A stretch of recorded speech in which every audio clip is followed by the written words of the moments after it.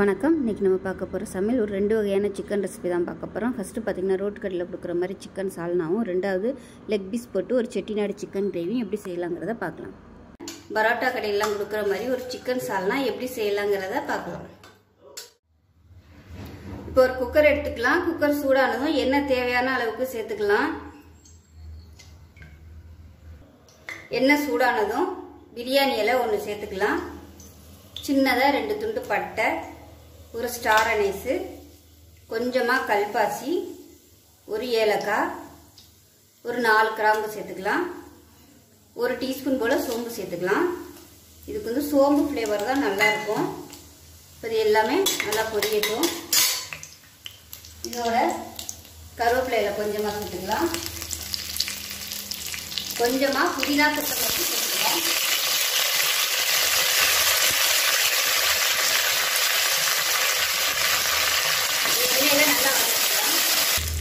புதினா கொத்தமல்லி எண்ணெயில் நல்லா வதங்கிடுச்சு. சால்னாக்கெல்லாம் பார்த்தீங்கன்னா புதினா கட்டாயம் சேர்ப்பாங்க. 4 பச்சை மிளகாய் சேர்த்துக்கலாம். இதோட மீடியம் சைஸாக ஒரு பெரிய வெங்காயம் நீளமாக நறுக்குனதை சேர்த்து வதக்கிக்கலாம். இதில் வந்து ஒரு 10 சின்ன வெங்காயம் சேர்த்திங்கனாலும் டேஸ்ட்டாக இருக்கும். நான் வந்து இன்னைக்கு வெறும் பெரிய வெங்காயம் மட்டும்தான் சேர்த்துருக்கேன். வெங்காயம் வதங்குறதுக்கு உப்பு சேர்த்துக்கலாம். இப்போ இந்த வெங்காயம் வதங்கிட்டு இருக்கட்டும். அதுக்குள்ளே வந்து நம்ம ஒரு தேங்காய் பேஸ்ட் ரெடி பண்ணிக்கலாம். அந்த சால்னாக்கு 1/4 மூடி துருவின தேங்காய் சேர்த்துக்கலாம். 1/4 டீஸ்பூன் போல் கசகசா, ஒரு 2 டேபிள் ஸ்பூன் வறுத்த வேர்க்கடலை சேர்த்துக்கலாம். ஒரு ஏலக்காய், கொஞ்சமாக கல்பாசி, இந்த அளவுக்கு சேர்த்துக்கோங்க, அதிகமாக சேர்க்க வேணாம். 5லேருந்து 6 முந்திரி பருப்பு சேர்த்துக்கலாம். 1/4 டீஸ்பூன் போல் சோம்பு சேர்த்துக்கலாம். இப்போ இதில் ஒரு சின்ன துண்டா பட்டை, ஒரு கிராம்பு. இப்போ இது எல்லாத்தையுமே நல்லா நைஸாக அரைச்சிட்டு வந்துட்டு பார்க்கலாம். வெங்காயம் நல்லா வதங்கிடுச்சு. இதில் வந்து ஒரு 2 டேபிள் ஸ்பூன் இஞ்சி பூண்டு பேஸ்ட் போட்டு நல்லா வதக்கிக்கலாம். இஞ்சி பூண்டு பேஸ்ட்டு நல்லா வதங்கிடுச்சு. இந்த ஸ்டேஜில் பொடி சேர்த்துக்கலாம். சிக்கன் மசாலா பார்த்தீங்கன்னா 1 டேபிள் ஸ்பூன் எடுத்திருக்கேன். எந்த பிராண்ட் வேணாலும் நீங்கள் வந்து யூஸ் பண்ணிக்கலாம். 1 டேபிள் ஸ்பூன் மிளகாத்தூள், 3/4 டேபிள் ஸ்பூன் தனியாத்தூள். இது எல்லாத்தையும் எண்ணெயில் லேசாக வதக்கிக்கலாம்.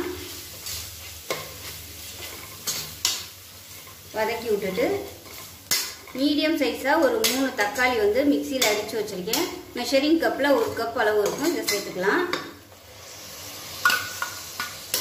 நறுக்கி போடுறதுனாலும் போட்டுக்கலாம். இந்த மாதிரி அடித்து ஊற்றிட்டிங்கன்னா உங்களுக்கு வந்து சால்னா நல்லா பிளைனாக இருக்கும். வெறும் சிக்கன் மட்டும்தான் அதில் இருக்கும். சாப்பிட்றதுக்கு நல்லாயிருக்கும். இப்போ எல்லாத்தையுமே நல்லா வதக்கிக்கலாம். எண்ணெய் பிரிஞ்சு வரணும். இந்த ஸ்டேஜில் அடி பிடிக்கிற மாதிரி இருந்துச்சுன்னா எண்ணெய் வந்து கொஞ்சமாக சேர்த்துக்கோங்க. இது வந்து எண்ணெய் பிரிஞ்சு வரட்டும். இப்போ மசாலா எல்லாமே நல்லா வதங்கி எண்ணெய் பிரிய ஆரம்பிச்சிருச்சு. இந்த ஸ்டேஜில் சிக்கன் சேர்த்துக்கலாம். சிக்கன் பார்த்தீங்கன்னா நல்லா ஒரு 2 மணி நேரம் மஞ்சத்தூள், உப்பு, மிளகாத்தூள் போட்டு நல்லா ஊற வச்சு வச்சுட்டேன். அந்த காரம் உப்பெல்லாம் பிடிக்கிறதுக்காக. இப்போ இந்த சிக்கனை வந்து சேர்த்துக்கலாம். சேர்த்துட்டு நல்லா பரட்டி விட்டுக்கலாம். இப்போ சிக்கன் சேர்த்து நல்லா பரட்டி விட்டாச்சு. நல்லா சூடு ஏறிடுச்சு. இந்த ஸ்டேஜில் பார்த்தீங்கன்னா ஒரு 4 டம்ளர் அளவுக்கு தண்ணி சேர்த்துக்கலாம். சுடு தண்ணி தான் நான் சேர்த்துருக்கேன். இது வந்து நல்லா கொதிக்கட்டும். கொதிக்க ஆரம்பித்ததுக்கப்புறம் நம்ம தேங்காய் பேஸ்ட்டை சேர்த்துக்கலாம். உப்பு தேவையான அளவுக்கு சேர்த்துக்கலாம். சிக்கன் சேர்த்து நல்லா கொதிக்க ஆரம்பிச்சிருச்சு. இந்த ஸ்டேஜில் நம்ம தேங்காய் பேஸ்ட் வந்து சேர்த்துக்கலாம். நான் வந்து குக்கரில் வைக்கிறதுனால தேங்காய் பேஸ்ட்டை இப்போ சேர்த்துருக்கேன். நீங்கள் வந்து கடாயில் பண்ணுறதா இருந்தால் நல்லா கொஞ்சம் நேரம் கொதிக்க விட்டுட்டு சிக்கன் வெந்ததுக்கப்புறம் தேங்காய் பேஸ்ட்டை வந்து சேர்த்துக்கோங்க. கடாயில் கொதிக்க விடுறத விட இந்த மாதிரி குக்கரில் பண்ணும்போது டேஸ்ட் வந்து நல்லாயிருக்கும். இப்போ மிக்சியில் இருந்த தண்ணி கொஞ்சமாக அலசிட்டு சேர்த்துக்கிறேன். நல்லா கலந்து விட்டுட்டு திக்னஸ் பார்த்துக்கோங்க எப்படி இருக்குன்னு. ஆனால் திக்னஸ்க்கு வந்து நம்ம கடலைப்பருப்பு, அதாவது வேர்க்கடலை, முந்திரி பருப்பு, கசகசா, தேங்காய் எல்லாமே சேர்த்துக்கிறதுனால நல்லா திக்காகவே வரும். இன்னும் கொஞ்சம் தண்ணி சேர்த்துக்கிறேன். சேர்த்துட்டு நல்லா கலந்து விட்டுட்டு மூடி வச்சிடலாம். மூடி வச்சுட்டு நல்லா ஒரு 5 விசில் விட்டுட்டு நல்லா ஸ்டீம் போனதுக்கப்புறம் பார்க்கலாம். 5 விசில் விட்டுட்டு உடனே திறந்துடாதீங்க. அது வந்து நல்லா எவ்வளோ தூரம் தம் ஆகுதோ அந்த அளவுக்கு நல்லா டேஸ்ட்டாக இருக்கும் சால்னா. மேலாப்பில் கொத்தமல்லியில் சேர்த்துக்கலாம். சேர்த்துட்டு மூடி வச்சிடலாம். மூடி வச்சு விசில் போட்டு 5 விசில் விட்டு ஸ்டீம் போனதுக்கப்புறம் பார்க்கலாம். இப்போ சால்னா எப்படி இருக்குன்னு பார்க்கலாம். விசில் விட்டு நல்லா ஸ்டீம் போயிடுச்சு. இப்போ பாருங்க சால்னா நல்லா அருமையாக சூப்பராக ரெடி ஆயிடுச்சு. இப்போ இதுக்கு லாஸ்ட்டாக வந்து ஒரு தாளிப்பு கொடுத்துக்கலாம். இப்படியே வந்து நீங்கள் சர்வ் பண்ணுறதுனாலும் பண்ணிக்கலாம். பரோட்டா கடையில் கொடுக்குற மாதிரி அந்த டேஸ்ட் வரணும்னு நினச்சிங்கன்னா லாஸ்ட்டாக வந்து ஒரு தாளிப்பு கொடுத்துக்கலாம். தாளிக்கிற பேன் எடுத்துக்கலாம். கொஞ்சமாக எண்ணெய் விட்டுக்கலாம். எண்ணெய் லேசாக சூடாக ஆரம்பிக்கவும் அடுப்பு நல்லா குறைச்சி வச்சுருக்குங்க. இந்த குருமா சால்னாக்கு பார்த்தீங்கன்னா எனக்கு காரம் கம்மியாக இருக்குது. அதனால நான் வந்து எக்ஸ்ட்ரா 1 டீஸ்பூன் காரம் சேர்த்துக்கிறேன். இதோட 1 டீஸ்பூன் போல் காஷ்மீரி மிளகாத்தூள் சேர்த்துக்கலாம். இது மாதிரி லாஸ்ட்டாக வந்து தாளிப்பு கொடுக்கும்போது நல்ல ஒரு ஃப்ளேவரும் இருக்கும். அதே சமயம் நல்ல ஒரு கலரும் கிடைக்கும்.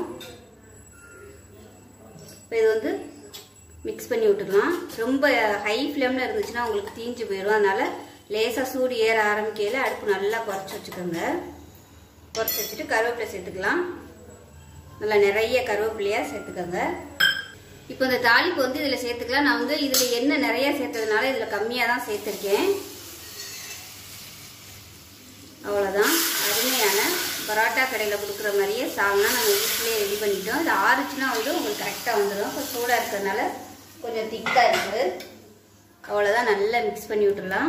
பாருங்கள் பார்க்கையிலே நல்லா தெரியும். நம்ம பரோட்டா கடையிலலாம் கொடுத்தா எப்படி இருக்குமோ அதே கன்சிஸ்டன்சிக்கு வந்துருச்சு. கலரும் சூப்பராக இருக்குது. ஸோ சப்பாத்தி பரோட்டாக்கெலாம் சூப்பராக இருக்கும் டேஸ்ட்டு. நான் வந்து இன்றைக்கி சப்பாத்தி தான் போட்டிருக்கேன். சப்பாத்திக்கு தொட்டு சாப்பிட்டோம்னா அருமையாக இருக்கும் ஊற வச்சு சாப்பிடையில. ஸோ இதே மாதிரியே செஞ்சு பாருங்கள். செஞ்சு பார்த்துட்டு எப்படி வந்துச்சுங்கிறத சொல்லுங்கள். வீடியோ பிடிச்சிச்சுன்னா லைக் பண்ணுங்கள், கமெண்ட் பண்ணுங்கள், சேனலை சப்ஸ்கிரைப் பண்ணுங்கள், பக்கத்தில் உள்ள பெல் பட்டனையும் ப்ரெஸ் பண்ணுங்கள். நன்றி. அருமையான செட்டிநாடு சிக்கன் கிரேவி எப்படி செய்யலாங்கிறத பார்க்கலாம். இப்போ ஒரு பவுலில் 1/2 கிலோவுக்கு வந்து கொஞ்சம் கூட இருக்கும் சிக்கன் எடுத்திருக்கேன். கொஞ்சமாக உப்பு சேர்த்துக்கலாம். 1 டீஸ்பூன் போல் மஞ்சத்தூள் சேர்த்துக்கலாம். 1/4 கப் அளவுக்கு நல்ல கெட்டியான தயிர் எடுத்துக்கலாம். இது வந்து நல்லா மிக்ஸ் பண்ணி விட்டுக்கலாம். இப்போ நல்லா மிக்ஸ் பண்ணியாச்சு. இது வந்து ஒரு 15 நிமிஷம் அப்படியே ஊறட்டும். இப்போ ஒரு கடாயை எடுத்துக்கலாம். இதில் பார்த்தீங்கன்னா 1 டேபிள் ஸ்பூன் வர கொத்தமல்லி சேர்த்துக்கலாம். அதோட 1/2 டேபிள் ஸ்பூன் சோம்பு, 1/2 டேபிள் ஸ்பூன் ஜீரகம், 1/2 டேபிள் ஸ்பூன் மிளகு, 1/4 டீஸ்பூனுக்கும் கொஞ்சம் கம்மியாக கசகசா. இது எல்லாத்தையும் வறுத்துக்கலாம். இப்போ இந்த மசாலா எல்லாமே நல்லா வறுபட ஆரம்பிக்கும் போது ஒரு சின்ன துண்டு ஸ்டார் அனீஸ் சேர்த்துக்கலாம். 2 துண்டு பட்டை, ஒரு 3 கிராம்பு சேர்த்துக்கலாம். அதோட சின்னதாக ஒரு பிரியாணி இலை சேர்த்துக்கலாம். இது கூட பார்த்தீங்கன்னா ஒரு 4 வரமிளகாய் சேர்த்துக்கலாம். ஒரு ஏலக்காய், ஒரு 3 முந்திரி பருப்பு சேர்த்துக்கலாம். முந்திரி பருப்பு எதுக்குன்னா அந்த மசாலா எல்லாமே நம்ம கரம் மசாலா சேர்க்கறதுனால கொஞ்சம் ஒரு மாதிரி எரிச்சல் இருக்கும். ஃப்ளேவர் வந்து கொஞ்சம் அதிகமாக இருக்க மாதிரி இருக்கும். அதனால முந்திரி பருப்பு சேர்த்துட்டோம்னா அந்த மசாலாவோட எரிச்சல் வந்து இருக்காது. ஃப்ளேவர் பார்த்தீங்கன்னா கொஞ்சம் மைல்டாக இருக்கும், நல்லாயிருக்கும் சாப்பிட்றதுக்கு. ஃப்ளேவர் வந்து கரம் மசாலா ஃப்ளேவர் அதிகமாக இருந்துச்சுன்னா நல்லா இருக்காது. அதுக்காக நான் வந்து 3 முந்திரி பருப்பு சேர்த்துருக்கேன். இது வந்து நல்ல ஒரு ரிச்னஸ் கொடுக்கும் கிரேவிக்கு. டேஸ்ட்டும் நல்லாயிருக்கும். இது வந்து ஆப்ஷனல் தான், விருப்பப்பட்டால் நீங்கள் சேர்த்துக்கோங்க. இதோட ஒரு கொத்து கருவேப்பிலை சேர்த்துக்கலாம். இதோட மீடியம் சைஸாக ஒரு வெங்காயம் வந்து எடுத்திருக்கேன், அதை சேர்த்துக்கலாம். சின்ன வெங்காயமாக எடுத்திருக்கேன். வெங்காயம் வந்து ரொம்ப சேர்க்க வேணாம். பெருசாக இருந்தால் நீங்கள் 1/4 பங்கு சேர்த்துக்கோங்க. இது எல்லாமே நல்லா வதங்கட்டும். முந்திரி பருப்புக்கு பதில் பொட்டுக்கடலை சேர்க்கலாமா நிறைய பேர் கேட்பீங்க. பொட்டுக்கடலையெல்லாம் சேர்த்திங்கன்னா நல்லா இருக்காது. முந்திரி பருப்பு இருந்தால் சேர்த்துக்கோங்க, இல்லைன்னா விட்டுடலாம். பொட்டுக்கடலை சேர்த்தோம்னா அது வந்து குருமா மாதிரி ஆயிடும், கிரேவி மாதிரி இருக்காது. அதனால் இருந்தால் சேர்த்துக்கோங்க, இல்லைன்னா விட்டுடலாம். ஆப்ஷனல் தான். மசாலா வந்து கம்மியாகவே நீங்கள் சேர்த்துக்கலாம். இப்போ நல்லா வறுபட்டுருச்சு, நல்ல ஒரு வாசனை வருது. இதை வந்து கேஸ் அமர்த்திட்டு ஆற விட்டு நல்லா நைஸாக அரைச்சிக்கலாம். இப்போ ஒரு குக்கர் எடுத்துக்கலாம். இதில் வந்து தேவையான அளவுக்கு எண்ணெய் சேர்த்துக்கலாம். மசாலா வந்து நல்லா வதக்கணும், அதனால் எண்ணெய் கூட இருந்தால் தான் நல்லாயிருக்கும். எண்ணெய் சூடானதும் ஒரு 1/4 டீஸ்பூன் போல் சோம்பு மட்டும் சேர்த்துக்கலாம். இதோட கருவேப்பிலை சேர்த்துக்கலாம். இதோட பார்த்தீங்கன்னா 2 பச்சை மிளகாய் கீரிக்கு எடுத்து வச்சுருக்கேன். மீடியம் சைஸாக ஒரு பெரிய வெங்காயம் நல்லா பொடியாக கட் பண்ணிட்டு வச்சுக்கலாம். பெரிய வெங்காயத்துக்கு பதிலாக சின்ன வெங்காயம் சேர்த்திங்கன்னா நல்லா டேஸ்ட்டாக இருக்கும். உப்பு கொஞ்சமாக சேர்த்துக்கலாம். வெங்காயம் வதங்கினதும் 1 டேபிள் ஸ்பூன் இஞ்சி பூண்டு பேஸ்ட்டு போட்டு வதக்கிக்கலாம். இஞ்சி பூண்டு பேஸ்ட்டு பச்சை வாசனை போக வதக்கியாச்சு. இப்போ நம்ம அரைச்சி வச்சுருந்தா மசாலா பேஸ்ட்டை சேர்த்துக்கலாம். இப்போ இந்த மசாலா வதங்கிட்டு இருக்கும்போது மிளகாத்தூள் சேர்த்துக்கலாம்.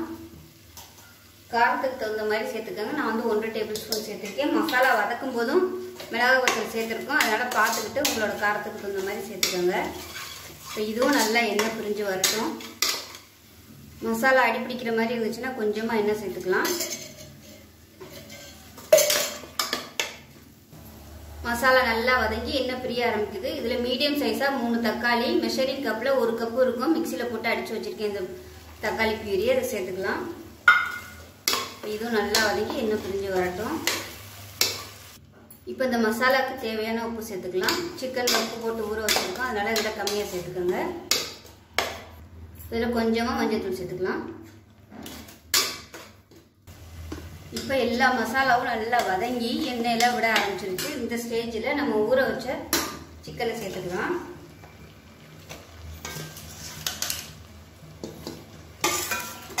அப்படியே அந்த தண்ணி மசாலாவோட எல்லாத்தையும் அப்படியே சேர்த்துருங்க.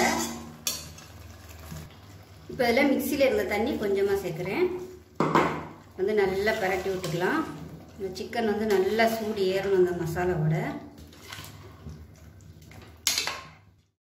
இப்போ பாருங்கள் சிக்கன் சேர்த்துட்டு நல்லா கொதிக்க ஆரம்பிக்குது. இந்த ஸ்டேஜில் தண்ணி சேர்த்துக்கலாம். சுடு தண்ணி வந்து சேர்த்துக்கோங்க. 1 டம்ளர் அளவுக்கு தண்ணி சேர்த்துக்கோங்க. ஏன்னா நம்ம கிரேவியாக தான் வைக்க போகிறோம். அதனால் வந்து தண்ணி வந்து அதிகம் சேர்க்க வேணாம். இது கொதிச்சு நம்ம விசில் விட்டு வரையில் நல்லா கெட்டியாக வந்துடும்.